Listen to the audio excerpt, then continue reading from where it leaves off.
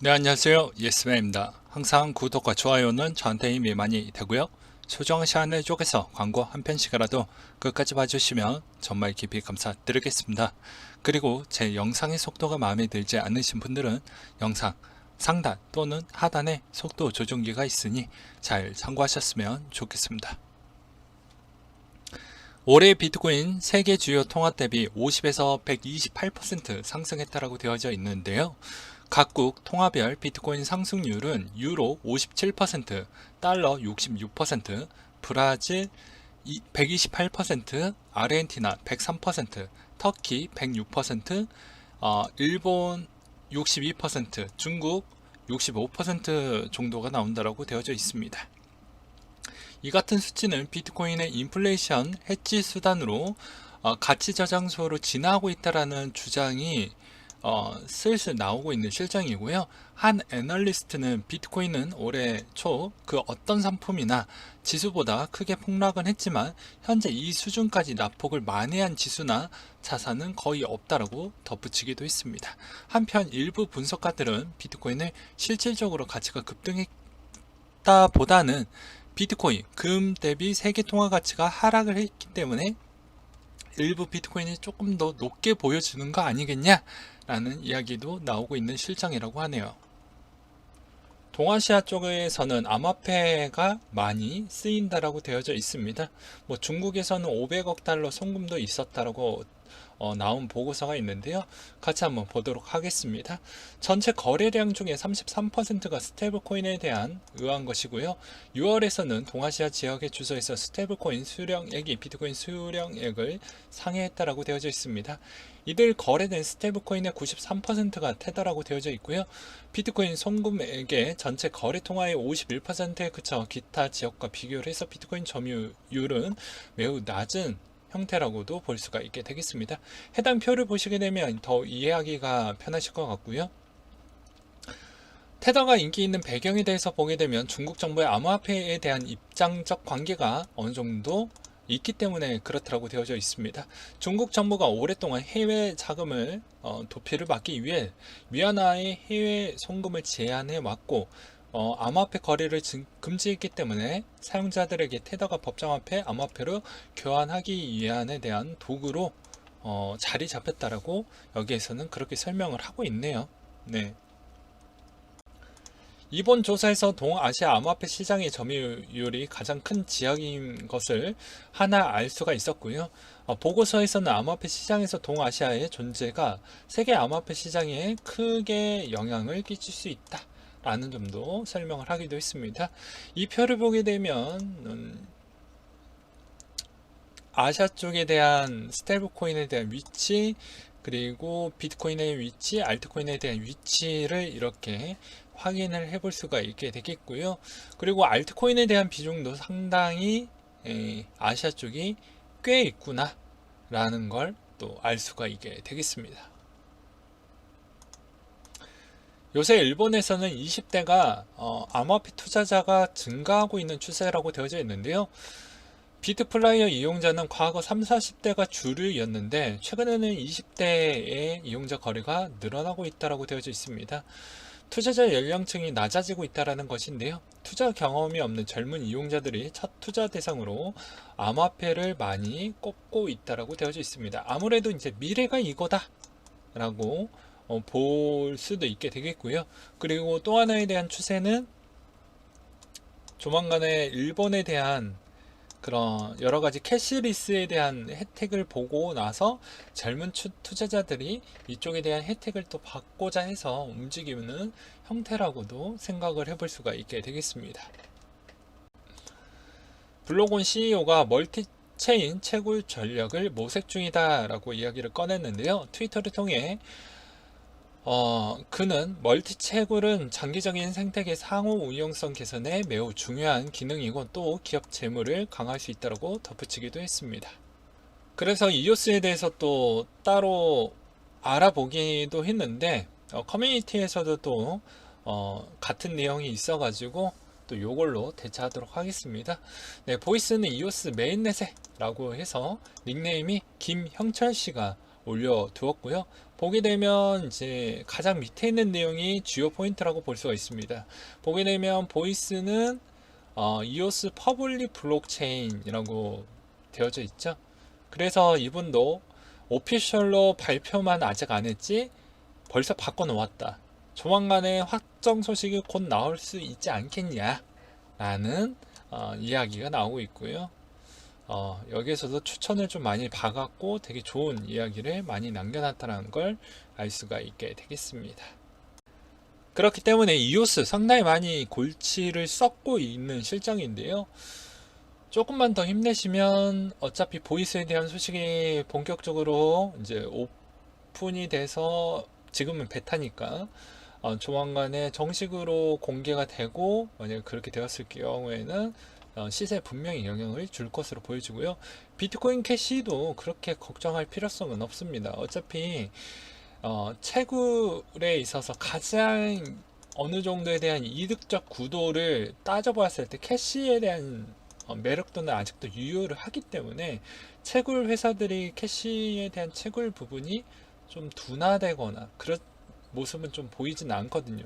물론 이제 번외로 지금의 중국의 뭐 홍수로 인해서 약간의 불확실성은 있긴 하지만 그런 걸 제외하고 그냥 통상적으로 보았을 때 말씀을 드리는 것입니다. 그래서 11월 달에 쪼개진다라고 해도 제가 보기에는 물론 이제 가을 거에 대한 데이터를 봐야 되긴 하겠지만 현재까지에 대한 생각은 변하지 않았습니다. 비트코인 캐시는 쪼개진다라고 해도 그래도 어느 정도 제자리를 찾아갈 것으로 좀 보고 있거든요. 또한 이오스 기반의 디파이 프로젝트 이퀄 리브리엄 테스트를 위한 토큰 수합을 예정을 두고 있다 라는 이야기가 나왔습니다.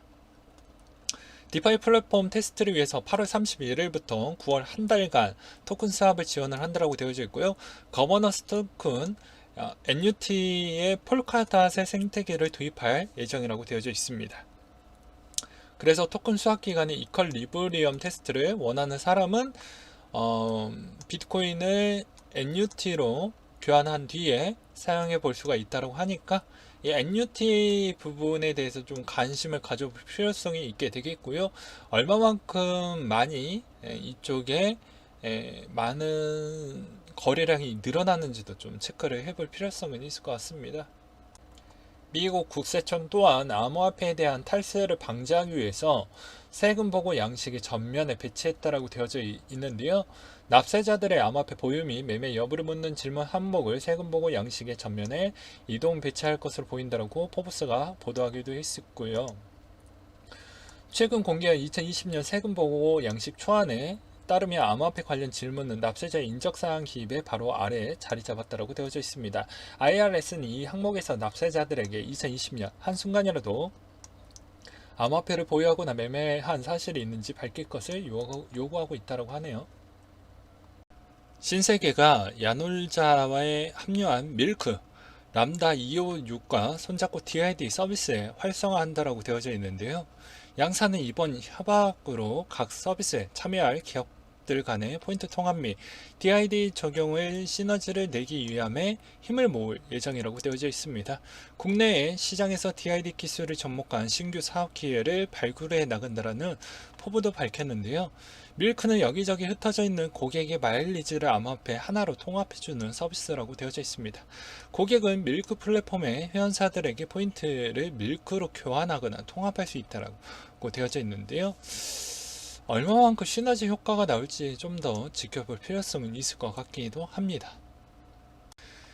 캐나다에 본사를 둔 중동 레스토랑 체인 타이니가 보유 현금을 모두 비트코인으로 바꿨다라고 코인텔레그래프가 보도를 내놨습니다. 이 대표는 왜 이런 선택을 했냐?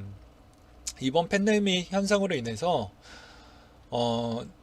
캐나다에 대한 긴급 지원 프로그램도 착수가 되었고 미국은 3,540조에 대한 돈을 뿌렸기 때문에 아무래도 현금에 대한 과잉, 그러니까 가치가 많이 떨어질 것 같다라는 대표에 대한 생각으로 인해서 나는 비트코인으로 다 바꿨다. 현금 들기에는 좀 무섭다 라는 이야기를 꺼내기도 했습니다. 이 내용을 보면서 저는 이런 생각이 좀 들었습니다. 투자도 항상 아무것도 하지 않는 사람은 그냥 그 변화 없이 계속 그 삶에서 벗어날 수가 없어요. 근데 정말로 부자가 되고 싶다라고 하면 위험한 도전을 해야 그만큼 많은 부를 축적을 할 수가 있습니다. 이건 모든 상품이 동일하거든요. 네. 그렇기 때문에 우리는 고수익 고위험을 선택을 했기 때문에 성공 또는 실패 둘 중에 하나에 지금 갈림길에 있습니다. 네. 물론 성공을 하면 주변 사람들이 분명히 우리를 상당히 되게 부러워하겠죠. 근데 실패하면 분명히 비아냥거릴 거라고 저는 생각을 합니다. 과거 2018년도 때 상당히 1년 동안 비아냥거리게 했던 그런 분들도 꽤 있었기 때문이죠. 그렇기 때문에 앞으로 한 2, 3년 사이에 분명히 비트코인이 어느 가격에 위치해 있는지를 보게 되면 이제 어느 정도 결과물이 나올 것으로 저는 보여집니다. 그게 성공으로 표현이 됐으면 저는 좋겠어요. 저도 이거에 대한 가능성을 보고 여기에 딜을 하고 있는 실정이니까요. 물론 알트코인도 포함된 말씀입니다. 제가 왜 이런 기간을 또 짧게 잡아놨냐라고 이야기를 하는데, 투자라는 건요, 투자 회수 기간이라는 거를 목표를 명확하게 설정을 해놔야 됩니다. 네. 정말 부자라면 꼭 목표 설정 기간은 들 필요성은 없어요. 근데 대부분 자금의 유동성이 그렇게 좋지 않잖아요, 우리는. 그렇기 때문에 20대에서 지금 제 채널을 보고 계시는 분들이 50대까지 계시는 걸로 알고 있는데, 이 분들에 대한 유동성이 그렇게 또 좋은 편은 아니기 때문에 일정 기간 안에 수익은 나와줘야 됩니다. 그래서 제가 저번에도 말씀드렸다시피 모든 스타트업, 코인 회사도 스타트업이기 때문에 스타트업에 대한 엔젤 투자자에 대한 마음가짐으로 투자를 했었을 때에 대한 기다릴 수 있는 기간은 5년에서 7년 사이입니다. 이때 어떤 결과값이 나와서 무조건 시세가 나와 주어야 돼요. 그럼 지금 3년 정도 지났죠? 그럼 앞으로 2년 정도 남았다고 볼 수가 있게 되겠습니다. 그러면 그 가격대가 어느 위치에 있냐, 만약에 1억 원에 가까운 위치에 있냐, 아니면 정말로 다시 1,000만 원에서 계속 놀 것이냐, 이 결과물에 따라서 달라질 것으로 저는 보여집니다. 만약에 우리가 생각했던 1억에 가까운 가격에 머물고 있다라고 하면은 그만큼 우리는 우리가 생각했던 방향이 맞았다라고 볼 수가 있게 되겠고요.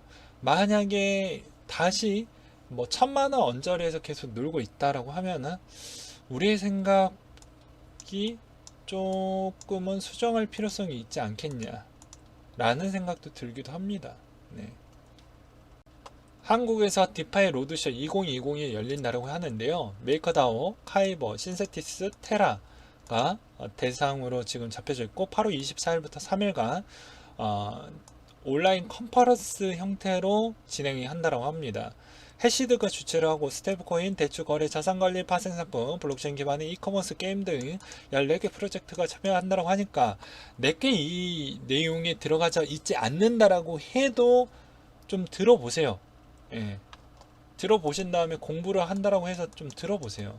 그리고 본인이 디파이에 투자를 한다고 하면 그 다음 디파이의 성장이 어느 방향으로 좀 가고 있는지를 좀 보시고요.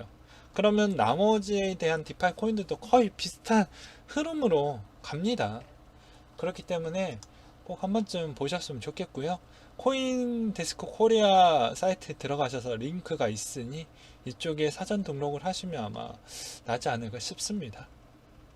물론 이게 무료인지 유료인지까지는 제가 확인은 못 해봤지만 뭐 링크 통해서 들어가 보면 알 수가 있게 되겠죠. 암호화폐 사기 계정이 급증하고 있기 때문에 여러분들 좀 조심하셨으면 좋겠습니다. 그리고 태국이 법원 기록에 블록체인으로 하겠다라고 되어져 있으니 이 점을 참고하셨으면 좋겠네요. IMF 전 경제 전문가가 CBDC와 비트코인 공정 가능하다라고 아주 파격적인 이야기를 꺼냈는데요. 이분의 경력은 03에서 06년도 IMF에서 수석 경제 전문가 겸 리서치 이사를 맡았다라고 되어져 있습니다. 그리고 인도 중앙은행 전 총재를 여기만 봐도 있고요. 그렇기 때문에 통화에 대한 기초 지식, 흐름, 플로우, 앞으로에 대한 방향성 대충 어느 정도 각이 나오죠. 그리고 인맥도 꽤나 두껍고요. 그런 형태로 이분이 어떠한 이야기를 꺼냈냐면요. 아무래도 CBDC가 발행을 시작하게 되면 비트코인과 리브라 각기 다른 역할을 수행할 것이다. 그리고 기존 통화의 강력한 경제 상자가 될 수도 있다라는 이야기를 꺼내기도 했습니다. 그리고 그는 비트코인은 금과 같아서 채권과 전통 자산의 매력이 떨어질 때 비트코인이 오히려 이런 쪽으로 몰리는 거 아니겠냐라는 주장으로 유지가 될 것이다 라는 이야기를 꺼내기도 했습니다. 근데 더 제가 쉽게 이야기를 하면 그냥 종이 화폐를 디지털 화폐로 바뀐다. 그럼 여기에서 기술이 얼마만큼 들어갈지는 앞으로 설계된 소스 공개가 된 것도 없고 하니까 설계치도 뭐 공개된 것도 없고요. 그렇기 때문에 그런 거를 그냥 다 배제하고 그냥 기존에 있던 화폐에 대한 성향 형태를 그대로 아마 적용이 될 것으로 보여지기 때문에 통화에 대한 그런 절상과 절하율 자체를 그대로 받겠죠. 그 모델 그대로 갖고 왔으니까 그냥 디지털로 바꾼 거니까. 그렇기 때문에 그거에 따른 해지용으로 비트코인이 계속 찾을 확률이 매우 높다라는 거죠. 왜냐면 디지털 화폐로 바꿨다라고 해서 뭐 미국 달러처럼 바로 기초 통화가 되는 모델은 아니지 않습니까? 그냥 종이에서 디지털로 그냥 바뀐다. 이분의 주장은 그렇게 쉽게 설명을 한 것입니다. 그리고 제가 이거에 대해서 아주 더 디테일하게 과거에도 미친 듯이 이야기를 했습니다. 어차피 비트코인 CBDC 나오면 없어지는 거 아니에요 라고 주장이 많이 나온 게 있는데 그렇지 않는다고 이야기를 했죠. 어차피 이것도 한국은행 보고서를 보고 뭐 20이나 그 다음에 연준에서 나왔던 그런 내용을 다 토탈적으로 보고 캐나다 쪽에서 나왔던 은행 그리고 영국에 있는 그런 쪽에서 나왔던 중앙은행에 있는 모든 데이터를 제가 보았을 때도 똑같습니다. 일단 초기 모델은 도매형만 먼저 한다. 소매형은 나중에 하겠다. 서로에 대한 기술적 이해관계 부분이 좀 있다고 이걸 좀 조심스럽게 보고 있는 거고 하더라도 도매형 먼저 한다라고 이야기를 꺼냈습니다. 그렇기 때문에 아직은 때가 아니다. 그리고 이게 만약에 본격적으로 CBDC가 돌아가는 시기가 된다고 해도 제가 보기에는 못해도 5년에서 10년은 더 걸릴 것으로 보여집니다. 네, 오늘은 여기까지 준비를 했고요. 항상 여러분들한테 힘이 되고 도움이 되는 예스맨이 되도록 하겠고 이상으로 마치도록 하겠습니다.